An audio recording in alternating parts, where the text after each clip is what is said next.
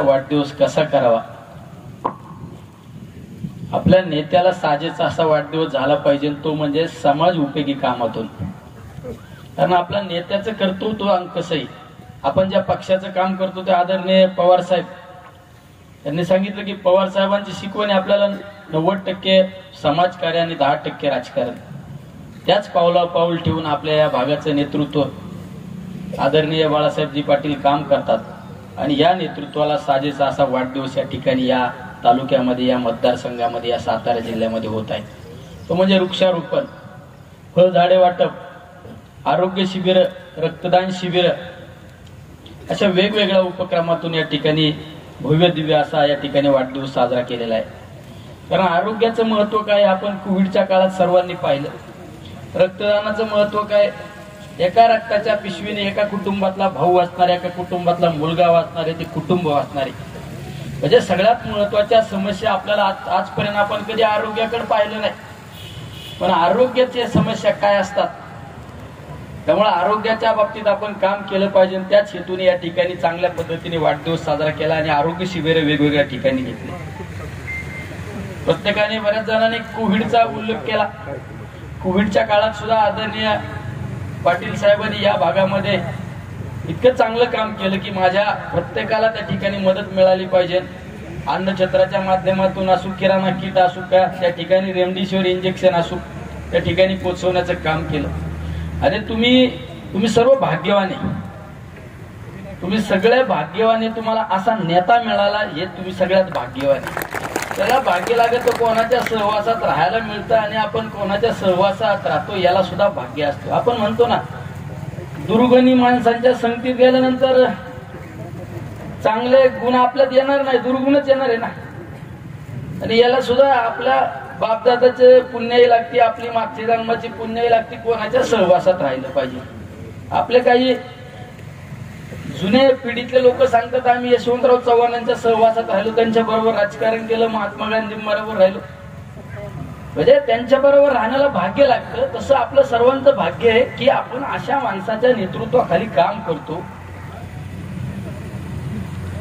आपण अशा माणसाच्या नेतृत्वाखाली काम करतो आणि आपला नेता सुद्धा किती भाग्यवान आहे की आपला नेता हजर नसताना आपल्या ह्या मतदारसंघाची धुरा तुम्ही यशस्वीरित्या पार पाडताय, याला सुद्धा म्हणतात नेता सुद्धा भाग्यवान लागतो.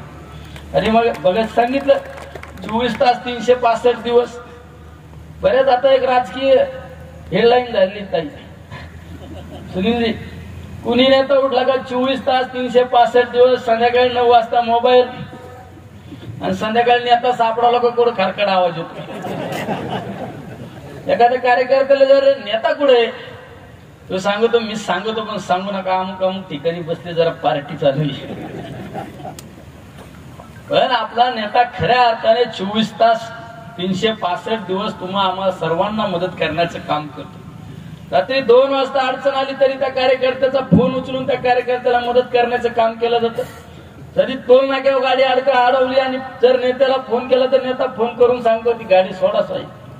फक्त आता बाळासाहेब पाटील साहेबांचं माझ्यात जरा बोलण्यात फरक आहे. ते सांगतात गाडी सोडा तेवढी, मी सांगतोय सोड.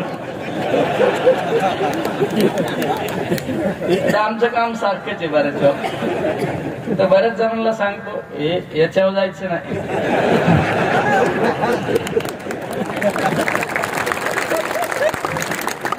राजकारणात सगळे सोंग आणावं लागत. मी एक असा भाग्यवान आमदार आहे साहेब, तुम्ही पाहिलं असं आपण 25 वर्षापूर्वी तुम्ही काम केलं, आपण पीडी पाटील साहेबांचं काम केलं. सगळ्यांनी त्यांच्या सहवासात आपले लोक राहिले. आपल्या आजी आजोबा सांगतात की आम्ही भाकरी बांधून प्रचार करायचो आणि गावात पाटलाला भेटलं, सरपंचाला भेटलं का गाव पॅक, बरोबर आहे ना. आता प्रत्येक घराघरात वेगवेगळे मतप्रवाह आहेत. जर आपण एखाद्या घरात कुटुंब प्रमुखाला भेटला आणि त्या महिलांना भेटलो नाही, त्या मुलांना भेटलो नाही, त्या जाऊ दे त्यांना भेटणार, ती त्यांचं बघून घेतात. आम्ही चांगलो वेगळ्या दारात. पण या परिस्थितीत सुद्धा मी माझ्या मतदारसंघामध्ये लोकवर्गणीतून 61-62 हजार मताने आमदार झालो. किती लोकवर्गणीतून, म्हणजे मला निवडणूक आल्या फायदा होतो माझा. हे लोक मला पैसे पण देतात, मत पण देतात. हे कधी होतं? ज्या वेळेस आपण आपला आयुष्य समाजासाठी खर्च करतो, माझ्या गोरगरीब लोकांसाठी आपण आपलं आयुष्य खर्च करतो, त्यावेळेस लोक डोक्यावर घेतल्याशिवाय राहत नाही. आज त्याच उदाहरण 5 टर्म, 5 वेळा आमदार होणं अवघड विषय. 2.5 वर्षातच जरा अवघड आहे. 5 वेळा. मला तर कधी कधी बाळासाहेब पाटील साहेब आला म्हणतो मुजरा करावा का यांचं दर्शन घ्यावं. सोपं नाही ना. आदरणीय आपले दादा 7 टर्म आमदार, बाळासाहेब पाटील साहेब 5 वेळा आमदार. हे अशक्य गोष्ट शक्य कधी होती? ती माझ्या गोरगरीब जनतेला, माझ्या सहकाऱ्यांना परिवारासारखं त्या ठिकाणी अडचणीत आपण सामावून जाण्याचं काम केलं जातं, म्हणून लोक 5 वेळा त्या ठिकाणी डोक्यावर घेतात. तुमच्या भागात अवघड आहे. इकडं सगळं संस्थानिक. मी तर म्हणतो बरं झालं इकडे जायला मला नाही आलो, मला तर ग्रामपंचायत सदस्य होऊन. बरोबर आहे ना. आताच तू यांना म्हणला इकडे सगळे संस्थानिक आहे का? त्या दिवशी मी 4-5 दिवसापूर्वी आमचे कलेक्टर आहे की नाही आलतो आम्ही भोसले. हा भोसले साहेब, ते औंध संस्थान. इकडे संस्थान सगळं म्हणलं हे तर विचारलं ना कोणाला किती जमीन आहे, म्हणजे 1000 एकर 500 एकर. म्हणजे आम्ही नशिबाने बरं झालं दुष्काळी भागात आहे. 5 टर्म आपल्या माझ्या सर्व मतदारांवर राज्य करणं हे काय अशक्य गोष्ट शक्य कधी होती? कारण आपण ज्या वेळेस प्रत्येकासाठी धावून गेलो पाहिजे, आपण प्रत्येकाशी सुखादुखात त्या ठिकाणी मदत करण्याचं काम केलं जातं. आणि आम्ही सुद्धा नशिबाने की ज्यावेळेस मी आमदार म्हणून आलो आणि ज्यांच्या नेतृत्वाखाली आम्हाला काम करण्याची संधी मिळाली ते म्हणजे सहकार मंत्री, आदर्शपणे सहकार कारभार चालवणारे नेतृत्व म्हणजे बाळासाहेब पाटील साहेब. म्हणजे खऱ्या अर्थाने मी त्या माणसाला मुजरा करतो, मी सॅल्यूट करतो. अरे इतकं त्या ठिकाणी प्रत्येकाला समजून घेण्याचं काम केलं जातं. म्हणजे साहेब मी कधी पत्र घेऊन गेलो त्यांच्याकडे, ERची बदली आहे, DDRची बदली आहे, या संस्थेवर प्रशासक लावा, त्या संस्थेवर प्रशासक लावा. कधी त्यांनी पत्र सुद्धा नाही वाचलं. हा काय प्रशासक लावायची का? हा साहेब लगेच रिमार्क फोन करून सांगणार ते लावून टाका प्रशासक. म्हणजे आमच्याकडे बऱ्याच संस्था बिगर निवडणुकीचेच आमचा प्रशासक आमच्या ताब्यात, दूध संघ, खरेदी विक्री संघ. ते फक्त आदरणीय बाळासाहेब पाटलांची कृपा.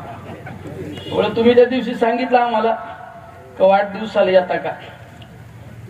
नाही आलो आम्हाला काम करायचे मुंबईला. तुम्ही एवढे सोपे आहे काय? आम्हाला भेऊनच राहावं लागेल. म्हणलं येतो पहिल्या गाडीत येतो. काल हे डायरेक्ट पत्रिकेला वाटलं भरोसाच नाही. ही पत्रिका द्यायला मी म्हणलं कशाला एवढे मोठे माणसं आमच्याकडे आले कशाला? तर मी सगळ्यात आधी किती वाजता येऊ सांगा. क्षीरसागर साहेब बरोबर 4 वाजता आलो ना. तर माझी जनता बस आहे, तुम्ही वैतागली असती. आमच्याकडे जरा विचारा तुम्ही. मला सकाळी 10 वाजता एखाद्याने कार्यक्रमाचं आमंत्रण दिलं, तुम्ही रात्री 10ला जातो आणि दुपारी 12ला दिलं तो पहाटे 4ला जातो. पण जातो 100%. म्हणजे 24 तास 365 दिवस मी सुद्धा माझा सुद्धा एखादा म्हणाल माझं लय महत्वाचं काम आहे तुमच्याकडे, पण लय लावाजमा असतो तुमच्या बरोबर, लय गर्दी असते. मग मी सांगतो एक काम करतो, 2:30ला अमुक ठिकाणी मी येणार, तू 2:30ला ये. दुसरा एखादा मग तू मी 3, 3:15च्या दरम्यान मी बरोबर घरी येणार आहे, तू तिथे. म्हणजे 3, 3:30, 4 वाजेपर्यंत मी सुद्धा काम करतो. पण ही सगळे ही माझी मायबाप जनता भेटल्यानंतर एकदा हत्तीचं बळी येते. तुम्ही सांगितलं की कोविडच्या बाबतीत तुम्ही सांगितलं, म्हणजे साहेब माझ्या इतका कोरोना जवळून कधी कुणी न संपायला. मी एक असा माणूस आहे, मला कधी लय आनंद होत नाही, लय दुःख होत नाही. पण कोविडच्या काळात दिवसभरात 4 वेळा डोळ्यातून पाणी आलं असून एवढे जवळून दुःख पाहिले. म्हणजे मी तर कधी कधी, आता कालच आमचं एक पेपरचे संपादक आले ते लोकमतचे, मला पुस्तक काढायचे राव. म्हणलं कुणी लिहिणारा माणूस आहे का? मी जर ते पुस्तक लिहिलं ना साहेब, म्हणजे किती पण निर्दयी माणूस असल्याशिवाय रडल्याशिवाय राहणार नाही. म्हणजे इतके जवळून दुःख पाहिले. त्यावेळेस मी 11 एप्रिलला वैष्णोदेवीला होतो. मी दरवर्षी वैष्णोदेवी दर्शनाला जातो आणि वैष्णोदेवीचं दर्शन करून मी ते जम्मू स्टेशनला आम्ही आलो. दुसऱ्या दिवशी आम्हाला विमान होतं आणि मला रात्री 10 वाजता एक जणांनी मोबाईलवर व्हॉट्सअपवर आमच्या नगरच्या अमरधाम मध्ये 42 डेड बॉड्या एका लाईन मध्ये जळत होत्या आणि तो फोटो दाखवला. ती रात्र मी कधी विसरू शकत नाही माझ्या आयुष्यातली. मी अक्षरशः ती रात्र बसून अख्खा राहिलो. माझ्या जवळच्या अरे का झोपला नाही, अरे का झोपच येत नाही. आता आपलं दुःख कोणाला सांगता. दुसरा उठला, काय काय झालं म्हणलं, काय नाही झोपच येत नाही, जरा बसलोय म्हणलं जरा निवांत. सकाळी घाई घाई उठलो, आंघोळ केली नाही काय नाही, तसाच एअरपोर्टला गेलो. मुंबईच्या एअरपोर्टला उतरलो, आमच्या कार्यकर्त्यांना फोन केला का अशा अशा ठिकाणी आपल्याला कोविड सेंटर चालू करायचं, तुम्ही या. डायरेक्ट तिथं गेलो आणि 14 एप्रिलला डॉक्टर बाबासाहेब आंबेडकरांच्या जयंतीच्या दिवशी आपण त्या ठिकाणी कोविड सेंटर चालू केलं. आणि कोविड सेंटर चालू केलं त्यावेळेस मी एक, आता तुम्ही त्या ठिकाणी महालक्ष्मीची मला मूर्ती दिली, मी देवीचा भक्त आहे. सकाळी उठलो, देवीचं दर्शन घेतलं, सांगितलं हा दे तुला मी अर्पण करतो, मी चाललो माझ्या मायबाप जयंतीची सेवा करण्यासाठी. आणि मी कुठलं काय विचार नाही केला, मास्क नाही वापरलं, काय नाही वापरलं, पण 30,062 लोकांना त्या ठिकाणी उपचार देऊ शकलो. बऱ्याच पत्रकारांना विचारलं तुमचं काय, तुम्हाला भीती वाटते का नाही. मी म्हणलं ठीक आहे, मला भीती वाटेल, मी बसन एसी ऑफिसमध्ये बसन, पण माझ्या लोकांना कोण वाचवणार आहे. माझे लोकच जर मला दिसले नाही तर हे कशासाठी करायचे, हे कशासाठी करायचे. एक वेळेस माझा जीव धोक्यात गेला तरी चालेल, पण माझी मायबाप जनता वाचली पाहिजे, ह्या भावनेने मी काम केलं.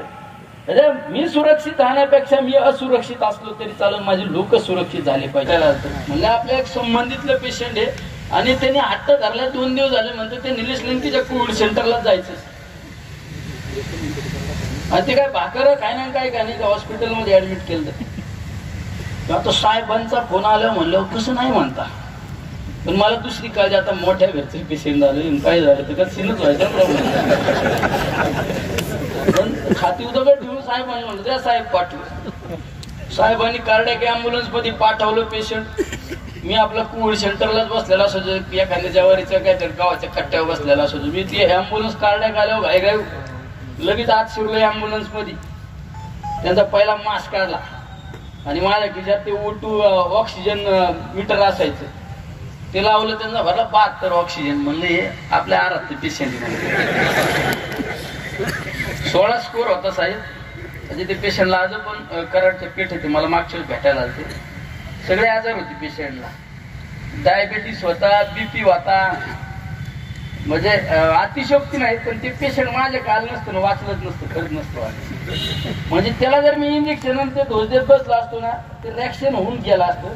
पण त्यांना आम्ही नॅचरोपॅथी वापरली. काय त्या पेशंटला आज पण कराडमध्ये असेल, त्यांना जर कळालं ना मी आलं तर येत असतात मला भेटायला. मागच्या शोधित आले, एवढं टोळक्यात नाही पाय धरलं नवरा बायकोनी आलेत ना. तर त्या पेशंटला आपण 12 दिवस जेवण नाही दिलं, म्हणजे उपाशी नाही ठेवलं, नारळ पाणी दिलं, मोसंबी ज्यूस दिला. म्हणजे C विटॅमिन द्यायच्या ऐवजी एक संत्रा द्यायची. आणि त्याला ताप आल्यानंतर आपण लहान असताना ताप आल्यावर आपली आई काय करायची, रात्री पुढे दवाखान्यात नेण्यापेक्षा ते मिठाच्या पाण्याचे ते फडकं आपल्या अंगावर फिरवायचे, ताप. तसं त्याचा उपचार केला आपण. 12-13 दिवसांनी ते पेशंट कव्हर झालं, ते डिस्चार्ज केलं, या ठिकाणी कराडला पाठवलं. कर्नाटकचे पेशंट आमच्या गालते. कर्नाटकचे पेशंट 125 किलो वजन, त्याचं वय होतं काहीतरी 62 का काय, आणि 650 शुगर. डॉक्टर आहेत आमची. 650 शुगर, कडाप्पा काहीतरी नाव होतं, कटाप्पा असा माणूस होता. माझा व्हिडिओ पहा, तो पोटवर बसून मी चेक करायला गेलो तर माझ्या दोन्ही पण मुलं मेजर होती. आता दोघा पोरांना त्यांच्या आईचा फोन आला का तुमचे वडील कोविड झालाय त्यांना. तर दोघांनी ठरवलं का हे भाळवणीला आणून सोडायचं आदरणीय शरदचंद्रजी पवार आरोग्य मंदिरात. ते पेशंट सुद्धा 13-14 दिवसांनी आम्ही नीट केलं. सांगत तुम्हाला म्हणजे काहीतरी आपण मी यांना सांगितलं, मी एकदा सांगितलं होतं पाऊस नाही आला पाहिजे, तसा किस्सा. पेशंट डिस्चार्ज करणार आमच्या यंत्रणेने सांगितलं का आता तुम्ही जा. मी बुधवारी कॅबिनेटला मुंबईला जायचं होतं आणि मंगळवारी मी कोविड सेंटरला होतो. ते पेशंट माझ्या जवळ आलं, म्हणलं आता आम्ही जातो उद्या, आता नीट झालोय आम्ही. म्हणलं एक काम करा, नका जाऊ उद्याच दिवस. ते नाही आता एकदम ओके झालो म्हणलं. म्हणलं नका जाऊ, आमचे बाकीची गँग म्हणजे आता घेऊ नका म्हणतो, नका जाऊ. त्यांना वाटलं आले बिचाऱ्याने एवढा आपल्या पोरापेक्षा जपलेत, म्हणतो तर थांबा. थांबलं ते पेशंट. मी आपलं रात्री 12-1 वाजता ते मंगळवारी मुंबईला गेलो. बुधवारी मुंबईला असताना मला 12 वाजता फोनाला आला, त्या पेशंटला अटॅक आला. ते बरं झालं, यंत्राला लगेच उपचार केल्यामुळे ते वाचलं. ते जर इतके दिवस आम्ही नीट करून नीट केलं आणि गाडीत अटॅक आला तर गेला असतं ना. उपचारावर सांगायचं तात्पर्य काय, शेवट आपण ज्या समाजात काम करतो त्या समाजावर संकट आल्यानंतर आपण धावून गेलं पाहिजे, हे आपलं कर्तव्य. हेच कर्तव्य आदरणीय बाळासाहेब पाटील साहेब या भागामध्ये करतात. म्हणून 5 वर्षे या भागामध्ये सलगपणे नेतृत्व या ठिकाणी करतात. सहकाराच्या बाबतीत सुद्धा म्हणजे इतका आदर्श कारखाना सहकार चालवणं म्हणजे लय अवघड आहे. सहकार असू बँक असू, मला जर कोणी एखादा आला ना साहेब माझ्याकडे, तर आमच्याकडे ईडीसी बँकेची निवडणूक लागली होती. दादांनी मला फोन केला, अरे ईडीसी बँकेला फॉर्म भरावा लागेल. मी आली तर अवघड विषय आम्ही ढकललो दुसऱ्या देशावर. मी बँकेचा सभासद सुद्धा नाही होत, सोसायटीचा सुद्धा नाही होत. अरे याला अवघडच असतं काम, सगळं सोपं असतं. बँका चालवणं कारखाना चालवणं म्हणजे हे मास्टर माइंड माणसाचं काम असतं ते. म्हणून एकदम व्यवस्थित चाललं. आदरणीय पी.डी. पाटील साहेबांचा वारसा घेऊन आज सुद्धा बाळासाहेब पाटील साहेब इतकं आदर्श काम करतात. म्हणून हे सगळं वैभव उभा आहे आणि म्हणून हे सगळे लोक या ठिकाणी उपस्थित. म्हणजे कशा पद्धतीने संस्था चालवायला पाहिजे. पवार साहेबांनी सुद्धा पाहणार. आज त्यांनी सांगितलं, पाटील साहेबांनी मग सांगितलं, सुनील पाटील साहेबांनी, की आजपर्यंतच्या या विधिमंडळामध्ये, या विधान भवनामध्ये सहकार मंत्री इतक्या चांगल्या पद्धतीने काम कोणी केलं नाही ते म्हणजे बाळासाहेब पाटलांनी केलं. म्हणजे पवार साहेबांनी सुद्धा 2019ची सत्ता आल्यानंतर सहकार मंत्री म्हणून बाळासाहेब पाटलांचं नाव घेतलं. कारण पवार साहेबांनी ती पावती दिली. त्यांना माहित होतं आदर्शपणे त्या मंत्रिपदाचा कारभार फक्त या विधानसभेमध्ये 288 मध्ये एकमेव पट्ट्या चालू शकतो ते म्हणजे आदरणीय बाळासाहेब पाटील साहेब.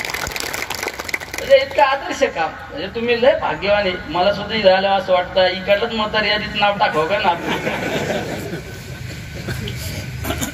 म्हणजे तिकडे आमदार होण्यापेक्षा अशा कार्यकर्त्याचा पीएम म्हणून राहिलं तरी त्याला सुद्धा नशीब लागत ना. त्यांनी सांगितलं आता का आमदार साहेबांना शुभेच्छा द्यायचे म्हणलो, आता झलिती पंचायत समिती काय सांगायला पाहिजे करावं. मी पण आलो इथं ना, माया पायगून आहे ना ते काहीतरी गुलाला बोलवा आम्हाला. शेवट काम करणाऱ्या लोकांना डोक्यावर घेतल्याशिवाय राहत नाही. काम करा. ते मी तर बऱ्याच जणांना सांगतो, जो स्वतःसाठी जागला त्याची माती जागी, आणि जो सर्वसामान्य जनतेसाठी जागला, तो माझ्या गोरगरीब लोकांसाठी जगला, त्याच्या आयुष्यात सोनं झालं. म्हणून इतका मोठा पुतळा उभा या ठिकाणी झाला. कुठल्या उद्योजकाची कुठल्या उद्योगपतीची जयंती पुण्यतिथी साजरी होत नाही. यशवंतराव चव्हाणांची जयंती पुण्यतिथी साजरी होती. पी.डी. पाटील साहेबांची जयंती पुण्यतिथी साजरी होती ना. कुठल्या उद्योजकाची जयंती पुण्यतिथी साजरी होत नाही. त्यांनी समाजासाठी गाडून घेतलं, समाजासाठी अहोरात्र काम केलं, त्या माणसाची जयंती पुण्यतिथी साजरी होती. अरे माणसात परमेश्वर पहा, माणसात परमेश्वर पहा. मंदिरात गेले 2-2 तास पूजा केली, बाहेर नंतर कशी याच्या जमिनीवर ताबा टाकीन, कशी याचा बांध करून कसे देव पावणार नाही. भाऊ भावाला सोडित नाही सध्याच्या परिस्थितीत. अरे हे सगळं मायाजाळ आहे. कोविडने बघायची कुणीतरी सांगितलं कोरोनाने काय शिकवलं. कोरोनाने काय शिकवलंय प्रत्येकाने अनुभवलंय. हे कोरोनाचं संकट ह्या जगाव या देशाव प्रत्येकाच्या कुटुंबाला स्पर्श करून गेलेलं हे कोरोनाचं संकट. हे सगळं मायाजाळ आहे. आपण म्हणतो आपल्या हिंदू धर्म संस्कृतीत पती परमेश्वर पत्नी अर्धांगिनी. नवऱ्याला कोरोना झाल्यानंतर बायको सुद्धा भेटायला गेली नाही. बरोबर आहे ना, ते खोटं बोलतो मी. बायकोला कोरोना झाल्यानंतर नवरा सुद्धा भेटायला गेला नाही. आणि आपण म्हणतो अरे हे माझे वडील जन्मदाते वडील, ही माझी जन्मदाते आई. आईला कोरोना झाल्यानंतर मुलांनी सुद्धा असा डबा बाहेरून ठेवला. भेटायला गेले नाही लोक. हे सगळं मायाजाळ आहे. आपण जे म्हणतो ना, एखादं गेल्यानंतर कसे अंगावर पडून रडतात. तुम्ही कोरोनाच्या काळात मैत्रीला गेले का? मैतच म्हणतात ना इकडं, मैत्रीला गेले का? एखादं गेलो कसे घरातल्या महिला बिला मुली बिली सगळ्या अंगावर पडून रडतात का नाही? कोरोनाच्या काळात एखादं गेलं त्याच्या अंगावर कोणी पडलं का, रडलं का? हे सगळं दाखवायचं आहे. हे सगळं सॉंग आहे. हे सगळं मायाजाळ आहे. हे काहीच होऊन जाणार नाही. आपण ठाण्याला एक नगरसेवक 15,000 कोटी रुपयाची प्रॉपर्टी असणाऱ्या नगरसेवकाच्या अंत्यविधीला कुणी नव्हतं. एवढून किती पाहिलंय आम्ही, पाहिलंय. काही मुलांचे फोन आले, अरे आमच्या आई वडिलांना कोविड झालाय, बेड आहे का? आम्ही सांगितलं हा ये घेऊन बेड आहे. 5व्या मिनिटात फोन आला, अरे पण मी कसं घेऊन येऊ? माझे पण घरी लहान लहान पोर आहे, घरी आलिशान गाडी 50 लाख रुपयाची गाडी, माझे पोरांना पोर आहेत, मी कसे आणू? मग आम्ही फोन ठेवले, आमच्या भाषेत जरा सांगितलं, म्हणलं त्या गाडी पाठवून. हे सगळं आपण सगळ्यांना अनुभवले बरं का. त्यामुळं माझं म्हणणं आहे, प्रत्येकाने आयुष्यात आहे ना समाजासाठी काहीतरी करा रे. स्वतःसाठी तर कुणी पण जगत, खुद के लिए कोई भी जीता है ना. समाजासाठी जगलं पाहिजे. माझ्या गोरगरीब लोकांचे अश्रू पुसले. यार परमेश्वर कशात आहे? एखादा गरीबाचा मुलगा जर 4 किलोमीटर पायी सायकल नसताना जर 4 किलोमीटर सायकल आपल्या शाळेत जात असेल आणि त्याला जर आपल्या इन्कम मधून जर इकडे हॉटेलवर खर्च करण्यापेक्षा तिकडे चुकीच्या मार्गाने पैसे घालण्यापेक्षा जर त्याला 4,000ची 5,000ची सायकल घेऊन दिली, त्याला जो आनंद वाटतो तो परमेश्वराचा आशीर्वाद असतो. तो परमेश्वराचा आशीर्वाद असतो. त्याला जर मदत केली आणि त्याला जो आनंद असतो तो परमेश्वराचा आशीर्वाद असतो ना. अरे एखाद्याच्या उपचाराअभावी जर एखाद्याचा जीव जात असेल त्यावेळेस आपण जर त्याला मदत केली आणि त्याचा जीव वाचला तो परमेश्वराचे आशीर्वाद आहे. यापेक्षा वेगळ्या कशात आशीर्वाद आहे? यापेक्षा आशीर्वाद कशात आहे? शेवट आपण या गोरगरीब लोकांचे आशीर्वाद घेतले पाहिजे. माणसात आपण त्या ठिकाणी देव पाहायला पाहिजे. तर आपण फक्त मी माळकरी हे अशा मोठ्या माळा घालायच्या, सगळं करायचं आणि घरी असे काय आता एका वार करायचा व्हिडिओ व्हायरल झाला ना, आईला आणताना काय व्हिडिओ व्हायरल झाला ना बरोबर ना, झालता व्हिडिओ व्हायरल. मी तो बघितला, माझं असं टेम्परेचर हल्लं. मी लावा रे शिवत म्हणलं, याला आपणच कायदा शिकू. हे कशाला रे? हे सगळं फक्त दाखवायसाठी. म्हणजे माणसाने खऱ्या अर्थाने खरंच मी तर म्हणतो, मी तर इतकं बारीक बारीक काम करतो. मी एखाद्या 5 स्टार हॉटेलमध्ये जेवत नाही साहेब. आम्ही त्या ट्रायडन हॉटेलवर व्यवस्था होती. आम्ही ट्रायडन हॉटेलवर कार्यकर्त्यांना सांगितलं तुम्ही जा, आम्ही चाललो आमदार निवासला. आम्ही एखाद्या 5 स्टार हॉटेलमध्ये जेवत नाही. धाबे आम्ही 500 रुपये जेवतो, मग त्याच्यातले 4,000 उरलेले एखाद्या गोरगरीबाला मदत करतो. तर मला 2,22,000 मानधन आहे. 1 रुपया घेतला नाही आतापर्यंत. प्रत्येक महिन्याला एका अपंगाला गाडी घेऊन देतो. आता गोरगरीब लोकांच्या शाळेला मदत करतो. निलेश लंकेचं घर आज पाऊस आला तरी कळतं, पण समाधान वाटतं. समाधान वाटतं माझ्या गोरगरिबांना मदत करताना. म्हणजे माझ्या तर आयुष्यात असे किस्से. एक 8 दिवसापूर्वी मी साताऱ्याला आता नाही का तुम्ही भोसले साहेबांचा किस्सा सांगितला की नयला यायचं होतं ना, आम्ही मुंबईला होतो. मुंबईला असताना माझ्याकडे आमच्या मुंबईला बरेच लोक आहे आमच्या मतदारसंघात. एक जण आला, म्हणला याला पोरग ऍडमिट केलं राव, म्हणला पोराला डिस्चार्ज करायचं, म्हणला 15,000 रुपये बिल झालं राव, काहीतरी करावं लागेल. मी खिशात हात घातला. मी काय आयुष्यात कधी पैसे मोजले नाही, लिहिले नाही, दिलेले लिहित नाही, घेतलेले लिहित नाही. बऱ्याच जणांना हिसाब मला कळाला असता आमदार झालोच नसतो. मी पैसे काढले, आयला 15,000 मागितलेत. म्हणलं मला ते पैसे 15,000 भरूच तर धक्काच बसला. मजा भारतात कराय भरतात मग बरोबर 15,500 भरले. समाधान वाटलं 15,000. तो म्हणतो आता तू मला माय होई ना आपण. शेवट मला समाधान आहे.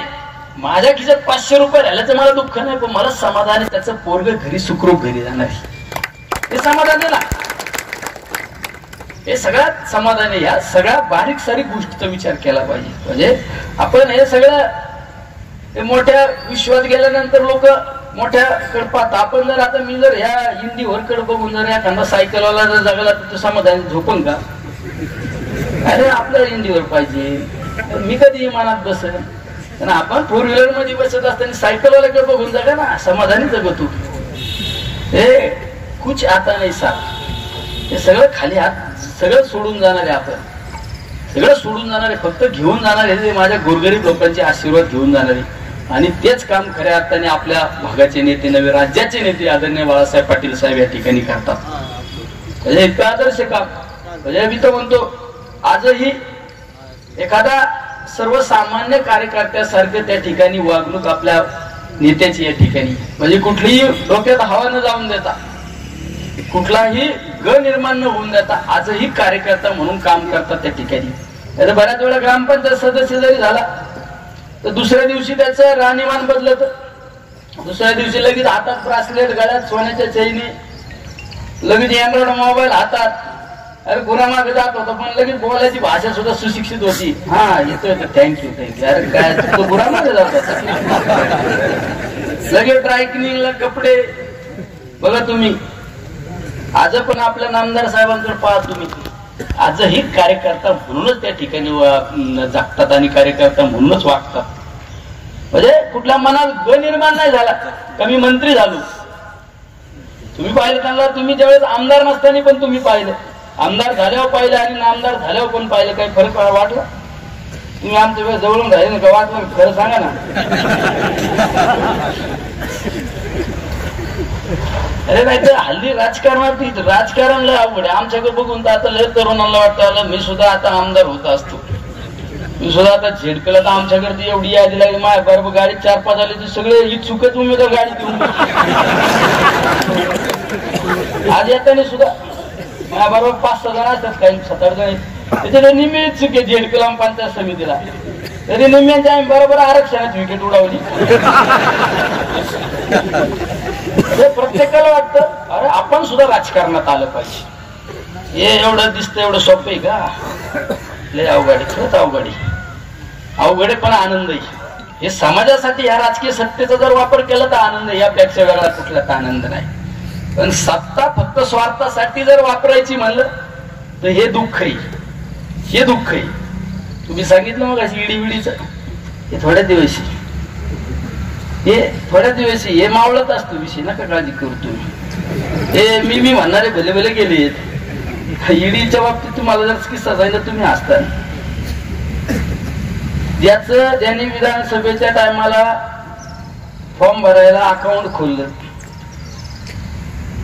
विधानसभेला अकाउंट खोलायला लागलं ना ते पैसे टाकायला जमा खर्चात, ज्यांनी निवडणुकीला उभा राहिला, विधानसभेला उभा राहिला म्हणून अकाउंट खोललं, त्याची सुद्धा येड्यांनी ईडीची चौकशी लावली होती. लय अवघड. आम्ही तर वाट बघत होतो येऊन म्हणलं मला देऊन जाते म्हणलं.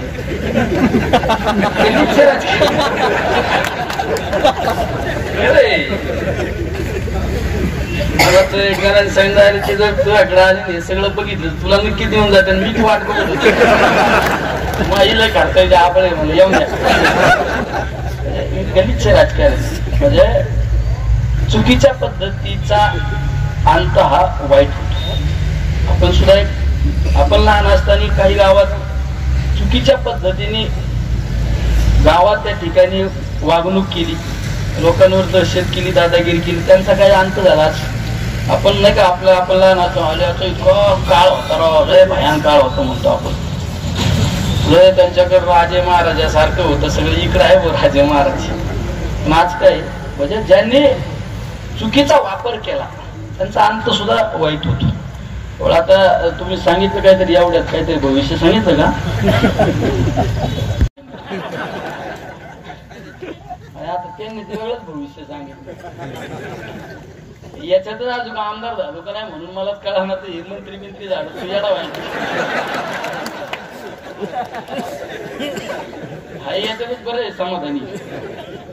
आमदार झालो मी, निवडणुकीचा निकाल लागला, ते मिरवणुका हे ते संध्याकाळी 2-2:30 वाजता घरी गेलो जेवायला.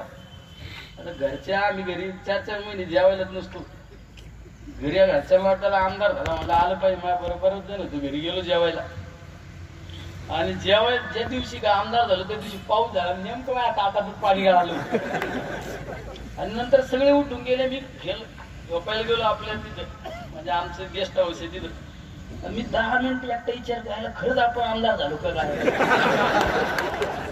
खरंच झालो काय. बराच वेळ विचार करत होतो. आता जरा चिंता घेऊन म्हणलं ओके राव. म्हणजे मी 2010ला सरपंच होतो, 2010ला सरपंच आणि 2019ला आमदार. त्या काळात सगळं सरपंच झालो, पंचायत समिती सदस्य झालो, उपसभापती झालो, जिल्हा परिषद सदस्य झालो, जिल्हा नियोजनावर, या सगळ्या संघर्षातून केलं साहेब. म्हणजे आमच्याकडे बघून बऱ्याच तरुणांना वाटतं आपण राजकारणात आलं पाहिजे. मी जर माझे सगळे दुःख सांगितले तर याच्यातले 70% पंचवात्यांना करावं आपल्याला. म्हणजे ज्या माणसाला डिझेल टाकायचं वांद होतं तो माणूस 2-3 वर्ष खाजगी बॉडीगार्ड वापरत होता. अवघड आहे. माणूस किती मोठा झाला ना, एखादा लय चर्चेत आला ना तेवढं येतं शत्रू तयार होतात. आता आम्ही सुद्धा नाही का, आता लय नाव झाले ना अवघड आहे. म्हणजे पुढं गेलं का कॅमेरावाला मागच, अरे काय आम्हाला काय व्यक्तिगत जीवन बिवून काय आहे का नाही. याच्यातच समाधानी राहू, काय अडचण नाही. गोरगरीब जनतेची सेवा करायची आपले. हे परमेश्वर हे आदरणीय पवार साहेब हे दादा हे ताई असल्यानंतर काय अडचणी. ठीक आहे, जर परमेश्वराच्या मनात असलं तुमच्या सगळ्यांचे आशीर्वाद जर खऱ्या अर्थाने लागले तर, आणि परत सरकार आलं तर जुळणार पण या काय सांगता येत नाही ना. मी 2012ला मी जरा रिव्हॉल्वरचं लायसन आमच्या कलेक्टर ऑफिसला टाकलं होतं. मला जरा गरज होती बरं का, पण मी काही गुन्हेगार नाही. गरज होती. माझ्या कलेक्टरने रिजेक्ट केलं, एसपीने रिजेक्ट केलं. मी म्हणलं काय रिजेक्ट केलं ते, जरा तुमच्यावर गुन्हे आहेत. गुन्हे म्हणजे आंदोलनाचे हे ते कोणावर अन्याय झाला आम्हाला काय सहन नाही होत, गुन्हे. मी कलेक्टरला म्हणलं हे घेऊन टाक, एक दिवस हेच शासन मला बॉडीगार्ड देईन. काय हेच शासन मला बॉडीगार्ड देईन. आमदार झाला, एसपीनी एक दिवस पोलीस पाठवला. दुसऱ्या दिवशी माझ्या 2 दिवस काय लक्षात मिळालं, अरे काय भानगडे. एसपीला फोन केला त्याने तुम्हाला गार्ड दिले 2. म्हणलं मला नको राव गार्ड. म्हणलं आता म्हणलं हेच सरकार एखाद दिवस मला पुढे एक गाडी देईन आणि मागे एक गाडी देईन.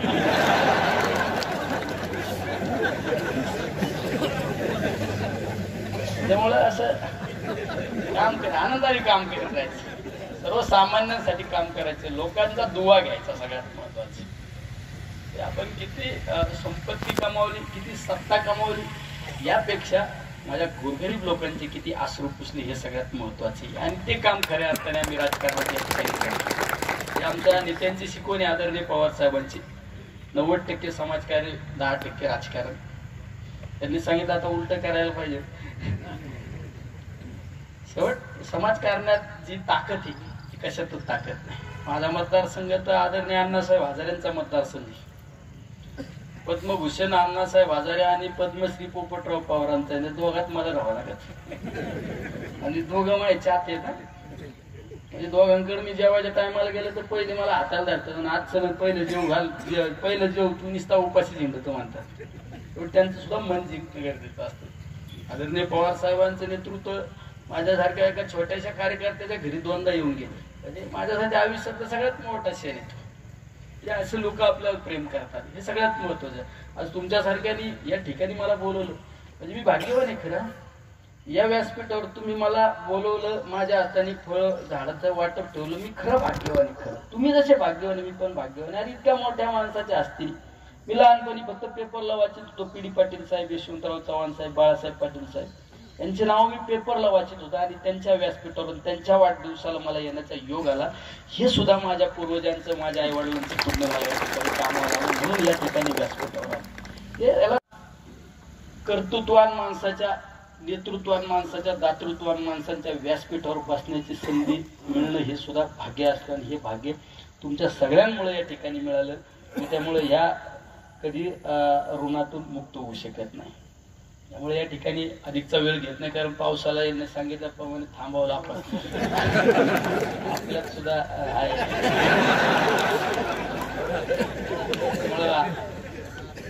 परमेश्वराला, आई तुळजाभवानीला, माता वैष्णोदेवीला आणि पंढरीच्या पांडुरंगाला, कोल्हापूरच्या महालक्ष्मीला प्रार्थना करतो की आमच्या या नेत्याला उदंड आयुष्य दे, निरोगी आयुष्य दे, उदंड आयुष्य दे, निरोगी आयुष्य दे आणि विना कटकटीचं आयुष्य दे, अशी मी सर्वांच्या वतीने या आई तुळजाभवानीला प्रार्थना करतो. थांबतो. रामकृष्ण हरी.